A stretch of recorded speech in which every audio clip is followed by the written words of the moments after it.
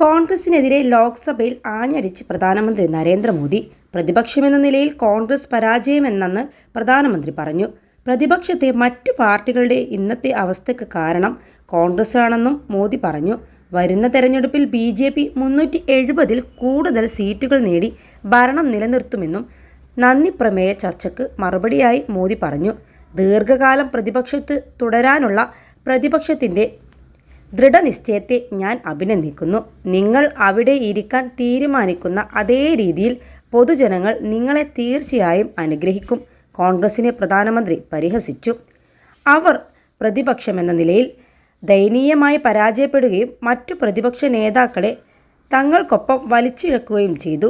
മറ്റു യുവനേതാക്കൾ സംസാരിച്ചാൽ അത് ആ ഒരു യുവനേതാവിന് ദോഷമാകുമെന്നും അവർ ഭയപ്പെടുന്നു, അദ്ദേഹം പറഞ്ഞു.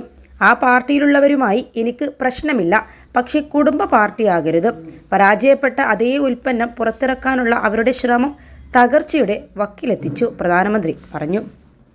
+2 ഡിഗ്രി കഴിഞ്ഞവർക്ക് വേൾഡ്സ് ഫസ്റ്റ് AR/VR ക്ലാസ് റൂമിലൂടെ സ്മാർട്ട് ഫോൺ എഞ്ചിനീയർ ആവാം. കൂടുതൽ അറിയാൻ വിളിക്കൂ ബ്രിഡ്കോ ആൻഡ് ബ്രിഡ്കോ.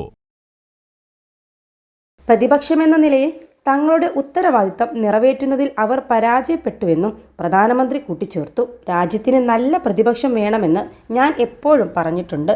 തൻ്റെ 3ാം ടേമിൽ ഇന്ത്യ ലോകത്തിലെ 3ാമത്തെ വലിയ സമ്പദ് വ്യവസ്ഥയാകും. പ്രധാനമന്ത്രി മോദി ഉറപ്പു നൽകി. രാജ്യത്തിൻ്റെ മുന്നേറ്റത്തിന് 30 വർഷമെടുക്കാൻ ഞങ്ങൾ അനുവദിക്കില്ല. അത് എൻ്റെ 3ാം ടേമിൽ അത് സാധ്യമാകും, അദ്ദേഹം കൂട്ടിച്ചേർത്തു.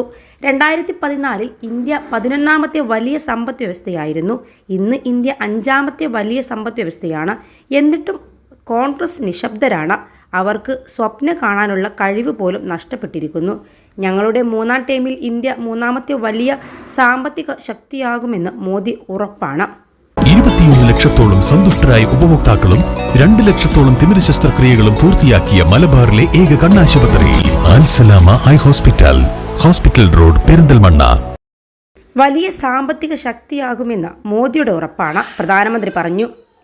4 കോടി വീടുകൾ നിർമ്മിക്കാൻ കോൺഗ്രസിന് 100 വർഷമെടുക്കുമെന്ന് വികസനത്തിൻ്റെ വേഗത താരതമ്യം ചെയ്ത പ്രധാനമന്ത്രി മോദി പറഞ്ഞു. ഞങ്ങൾ പാവപ്പെട്ടവർക്കായി 4 കോടി വീടുകൾ നിർമ്മിച്ചു. നഗരങ്ങളിലെ ദരിദ്രർക്കായി ഞങ്ങൾ 80 ലക്ഷം വീടുകൾ നിർമ്മിച്ചു. കോൺഗ്രസിൻ്റെ വേഗത്തിലാണ് ഇവ നിർമ്മിച്ചതെങ്കിൽ ഇത് പൂർത്തിയാകാൻ 100 വർഷമെടുക്കുമായിരുന്നു. അപ്പോഴേക്കും 5 തലമുറ കഴിഞ്ഞിട്ടുണ്ടാകും.